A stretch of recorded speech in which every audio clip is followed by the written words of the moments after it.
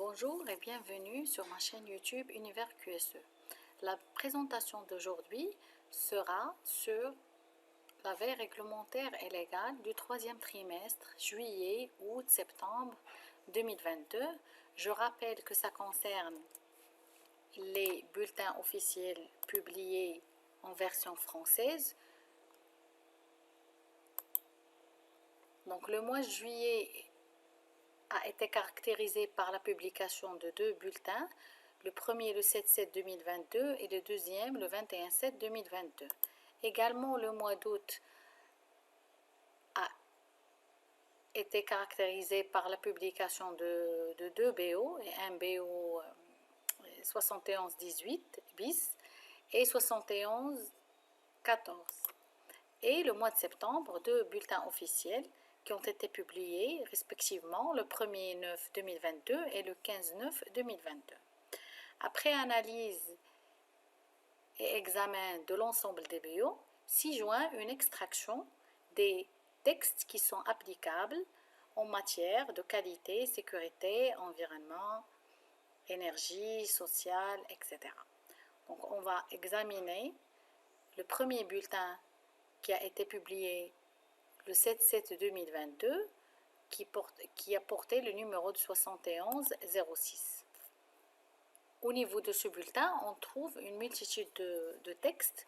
Donc le premier texte, c'est la publication de la loi numéro 54 et 19 portant charte des services publics. Aussi,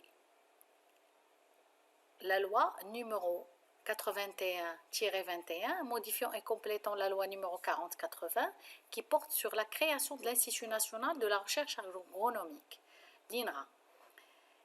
Il y a aussi un arrêté du ministre de l'Agriculture qui fixe les conditions de délivrance des autorisations d'affrètement des navires de pêche étrangers pour la pêche des espèces pélagiques dans la zone sud.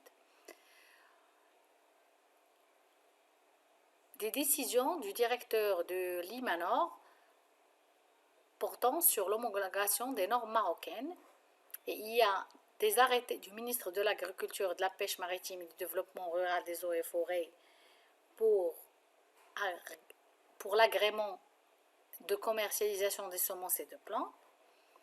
Et il y a un autre arrêté du ministre de l'Industrie et du Commerce relatif à l'extension de l'agrément du laboratoire public LP2E pour l'évaluation de la conformité des produits industriels, et également l'extension de l'agrément de la société Analysis and Control Laboratory. On va passer à l'extraction des principales exigences publiées au niveau de chaque texte. On va commencer par la loi numéro 54-19 qui porte sur la charte des services. Elle fixe les principales règles de bonne gouvernance relatives au fonctionnement des administrations publiques, des régions et des autres collectivités territoriales et des organismes publics. Donc, cette loi comporte des objectifs et des principes afin d'améliorer la qualité des prestations publiques et la facilitation de leur accès, l'égalité entre tous les usagers, l'équité dans la couverture du territoire national et pour améliorer la qualité à travers la délivrance de prestations qui répondent aux besoins et attentes des usagers en mobilisant tous les moyens disponibles et en prenant en considération l'atteinte de l'efficience et de l'efficacité. C'est une nouvelle notion, c'est l'efficience. Donc il y a bien sûr d'autres principes que je n'ai pas repris, donc que je vous invite à lire au niveau du bulletin officiel. Ensuite, il y avait des règles, la précision des règles régissant la relation des services publics avec les usagers. On trouve au niveau de la section 1 l'ouverture et la communication, la section 2 l'accueil des usagers, des dispositions relatives à l'accueil des usagers. La troisième section porte sur la délivrance des prestations publiques et la quatrième est relative au traitement des doléances. Un autre chapitre également a été détaillé au niveau de la loi qui est relative à l'efficience et à l'efficacité des services publics, et on trouve dans ce chapitre 3 sections. La première section est relative à l'organisation et la gestion des services publics. La deuxième section elle est relative à la gestion des ressources humaines, Et la quatrième section, quant à elle, traite la gestion des moyens généraux. Aussi, il y a un chapitre relatif à la moralisation des services publics. Un nombre de points étaient détaillés, dont une extraction, être neutre, objectif et impartial, ne pas abuser du pouvoir ou d'influence, faire preuve de l'esprit de responsabilité et de l'initiative. Il y a aussi un chapitre sur l'observation, sur l'Observatoire national des services publics. Donc c'est un observatoire qui a pour mission l'observation du niveau de performance des services publics et de la qualité des prestations rendues. Également, il y a un renvoi pour la fixation de l'organisation, la composition, les mécanismes et les modalités de fonctionnement de cet observatoire. On passe à la deuxième loi, qui est relative à la modification et le complément de la loi numéro 40/80 portant création de l'Institut national de la recherche économique.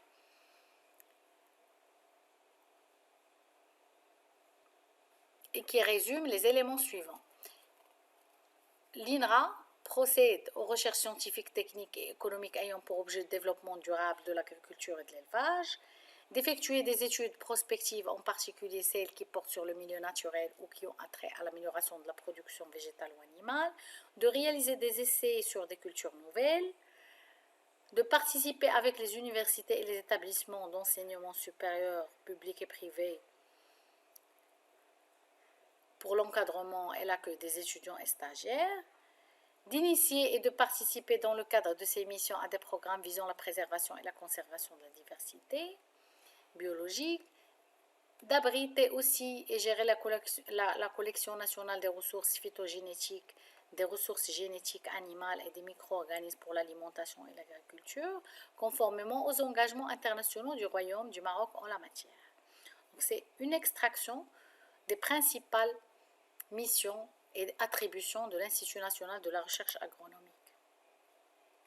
L'arrêté, quant à lui, numéro 2056-21, il vient pour modifier et compléter l'arrêté numéro 3195 qui fixe les conditions de délivrance des autorisations d'affrètement de navires de pêche étrangers pour la pêche des espèces pélagiques dans la zone sud. Les principaux changements portent sur le modèle d'autorisation d'affrètement et l'instance de délivrance de l'autorisation. C'est un avis conforme par la commission présidée par le directeur de la pêche maritime, comprenant le directeur des industries de la pêche, le directeur du contrôle des activités de la pêche maritime, le directeur général de l'Office national des pêches et le directeur de l'Institut national de recherche halieutique.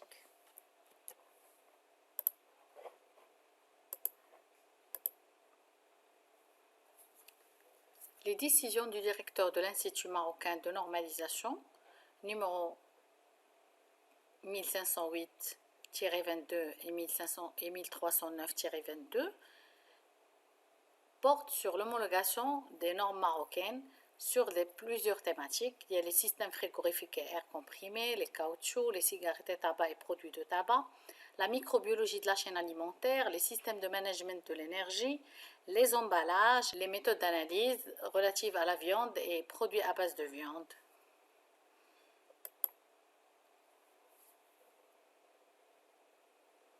Toujours sur le même BO, 7106, publication d'arrêtés pour agrément pour la commercialisation des semences et des plantes, et ça concerne la société Astrachem Maroc pour la commercialisation des semences certifiées du maïs, des légumineuses alimentaires, des légumineuses fourragères, des oléagineuses, des semences standards de légumes et des plantes certifiées de pommes de terre.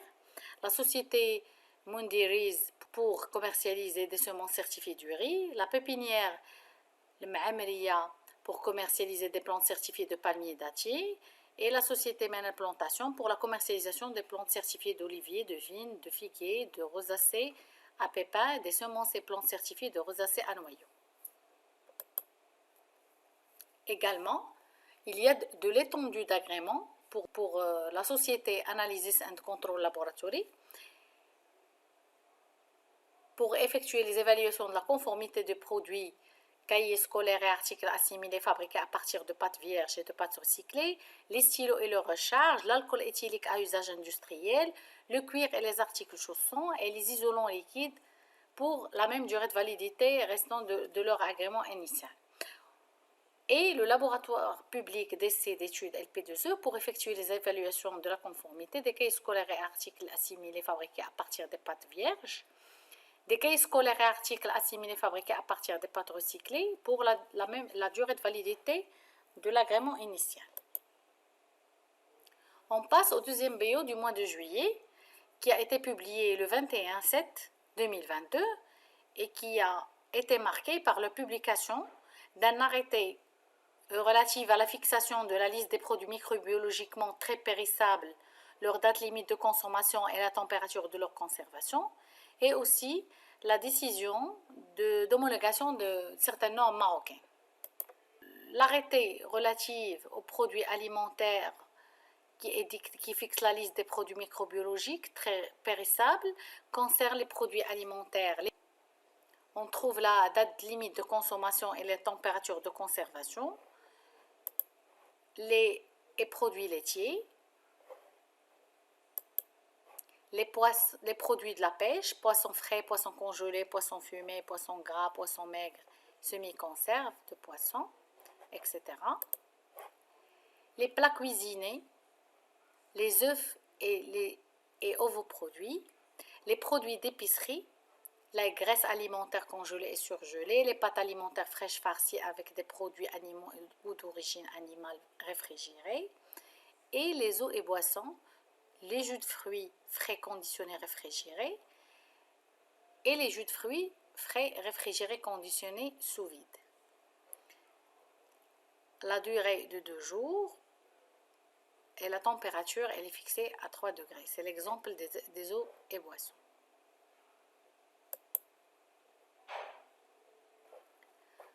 Donc la décision du directeur de l'Institut porte sur l'homologation des normes marocaines. Il y a toute une liste dont on fait une extraction. Il y a les matériels de système de téléconduite, les relais électriques, les vêtements de protection contre les produits chimiques, les vêtements de protection contre la pluie, les vêtements de protection contre les produits chimiques liquides et gazeux, y compris les aérosols liquides et les particules solides, etc.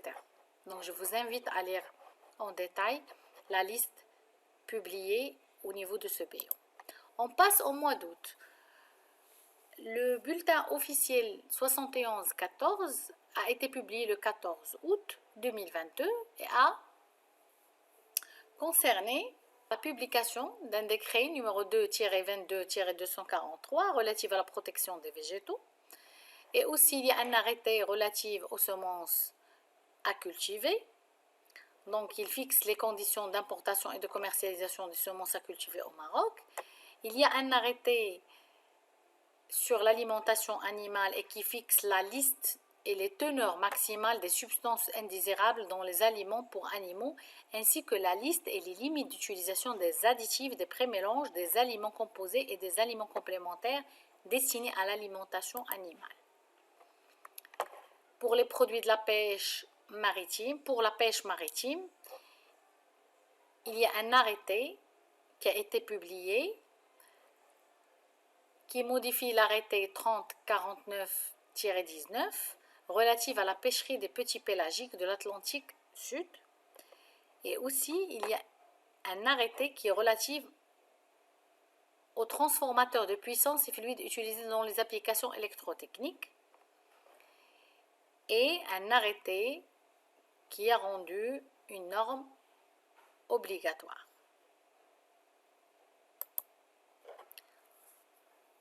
Donc, on commence par l'extraction des principales exigences du décret relatif à la protection des végétaux. Ce décret vient pour détailler l'article 26 de la loi numéro 76-17 qui est relative à la protection des végétaux, qui a été publié le 14 juillet 2021. Cet article exige que toute personne qui, dans le cadre de ses activités professionnelles, détient des végétaux, produits végétaux ou autres objets, doit, lorsqu'elle constate la présence d'un organisme nuisible sur ou dans ces végétaux, produits végétaux ou autres objets, ou lorsqu'elle a des raisons de suspecter une telle présence, en faire immédiatement la déclaration à l'autorité compétente. Donc le détail de ces obligations est comme suit. Donc le premier chapitre est relatif aux modalités de surveillance phytosanitaire. Dans ce chapitre, on trouve principalement les mentions que doit contenir la déclaration. Le chapitre 2 est relatif au contrôle phytosanitaire des végétaux, de produits et autres objets à l'importation ou transité sur le territoire national. Donc, il précise les modalités d'autorisation et l'inspection phytosanitaire au poste frontière, contrôle documentaire, le détail des contrôles documentaires et le contrôle physique, et ce qui donne lieu à un certificat phytosanitaire qui est également annexé au niveau du décret. Le chapitre 3, il renvoie à des dispositions diverses. Toujours sur le même BO du 4 août 2022, il y a un arrêté du ministre de l'Agriculture, numéro 895-22, modifiant et complétant l'arrêté du ministre de l'Agriculture de la Réforme agraire du 20 avril 1980 et qui fixe les conditions d'importation et de commercialisation des semences à cultiver au Maroc. Donc, principalement, il y a deux articles. Le premier, il a concerné la mise à jour de la liste des semences importées. Et le deuxième,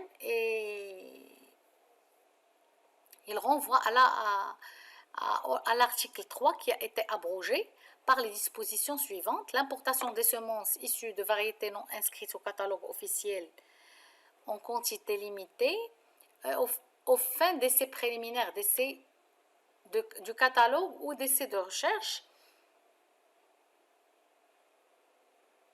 Les quantités de ces semences sont autorisées à l'importation par l'ONSA au niveau de leur site web, et l'exigence précise à ce que les semences autorisées à cet effet ne doivent en aucun cas être commercialisées sur le marché national ou cédées à titre gratuit. Le deuxième arrêté du ministre de l'Agriculture, de la Pêche maritime, du Développement rural et des eaux vient modifier et compléter la liste et les teneurs maximales de substances indésirables dans les aliments pour animaux, ainsi que la liste et les limites d'utilisation des additifs, des prémélanges, des aliments composés et des aliments complémentaires destinés à l'alimentation animale. Donc, l'article 1er précise que l'article 3 a été abrogé et remplacé par ce qui suit. Donc, les aliments pour animaux ne doivent pas contenir d'additifs, de prémélange d'aliments composés et d'aliments complémentaires pour animaux, ne figurant pas sur la liste fixée par l'Office national de sécurité sanitaire des produits alimentaires ou dépassant les limites mentionnées dans la dite liste. Donc, il y a une liste établie suivant le modèle 6 juin. Donc, il y a les additifs par type, les agents liants anti-montants et coagulants, les agents émulsifiants, stabilisants, épaissants et gélifiants, les conservateurs, les colorants, les vitamines, les oligo-éléments et les acides aminés, leurs sels et produits analogues, les additifs zootechniques, les micro-organismes, les substances aromatiques et apéritives, et aussi une rubrique pour les prémélanges d'additifs et les aliments complémentaires. Il est à noter que l'ancienne liste demeure applicable jusqu'à la publication de la nouvelle liste mise à jour.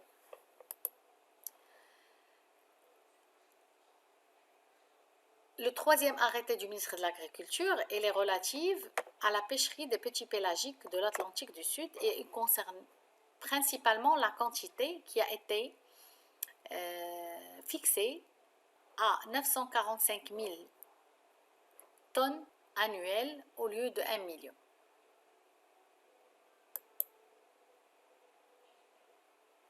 On arrive à l'arrêté du ministre de l'Industrie et du Commerce numéro 1685 qui est relatif aux transformateurs de puissance et aux fluides pour application électrotechnique. Cet arrêté fixe les caractéristiques des transformateurs de puissance et des fluides pour application électrotechnique au plan de leur sécurité et relative à leur composition, ainsi que les mesures permettant d'assurer leur traçabilité et leur évaluation. Aussi, l'interdiction de la présence polychloribufényl, qui est le PCB, au niveau des transformateurs de puissance et fluides pour application électrotechnique, et que le responsable de la mise sur le marché des transformateurs de puissance et des fluides pour application électronique doit, avant cette mise sur le marché, disposer d'un certificat d'exemption de PCB, délivré par un organisme d'évaluation de la conformité agréé.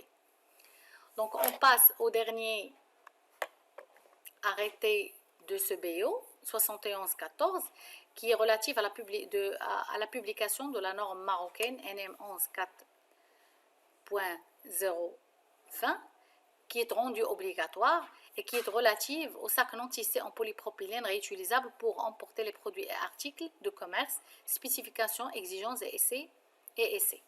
Donc le BO 71-18 du 18 août 2022, donc l'analyse n'a révélé aucun texte relatif au domaine analysé.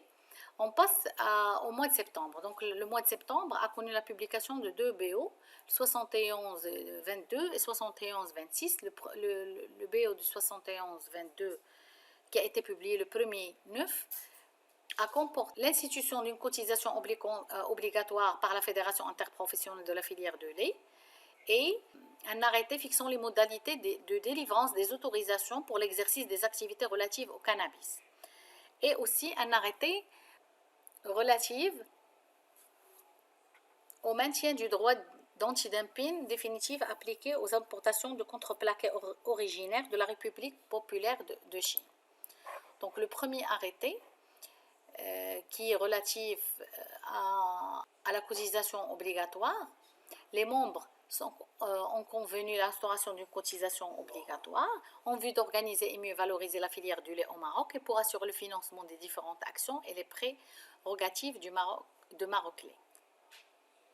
Le montant des cotisations à payer par les établissements et entreprises du traitement du lait agréé a été fixé à 1,25 centimes par litre de lait réceptionné sur la base des quantités du lait réceptionné par ces établissements l'année précédente de l'exercice considéré et enregistré sur le registre tenu à cet effet par les dits établissements et entreprises.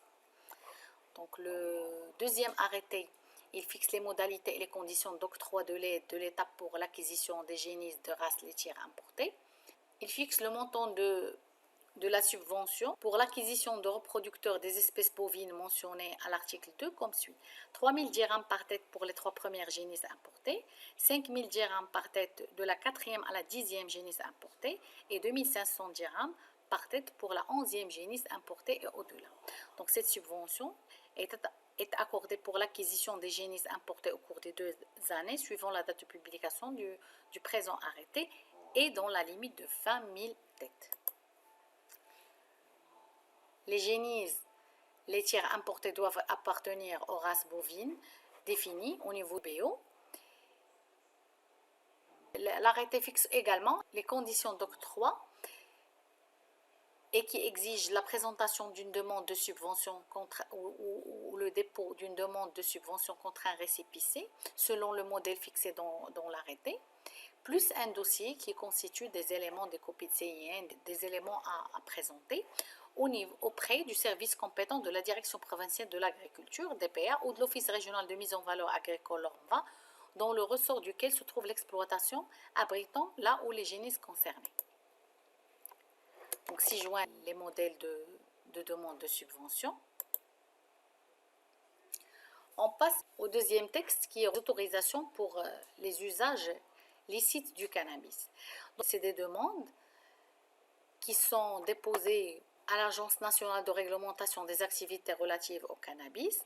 La composition des dossiers des demandes d'autorisation concerne la culture et la production du cannabis, la création et l'exploitation des pépinières du cannabis, l'exportation ou l'importation des semences et des plantes de cannabis, la transformation et de fabrication du cannabis et de ses produits, le transport du cannabis et de ses produits, la commercialisation ou l'exportation du cannabis et des produits à des fins industrielles et l'importation des produits du cannabis à des fins industrielles.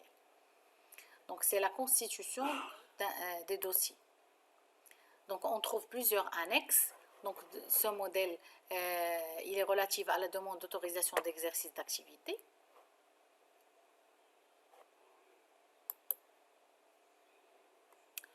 On passe au dernier BO publié au mois de septembre qui est le 15/9/2022 et qui a comporté l'avis du Conseil économique, social et environnemental sur la commercialisation des produits agricoles. Donc le rapport a commencé par un diagnostic qui a révélé que malgré les réalisations substantielles enregistrées depuis les années 60, notamment en termes d'amélioration de la couverture des besoins nationaux en produits alimentaires de grande consommation, des insuffisances constatées dans le processus de production et les circuits de commercialisation.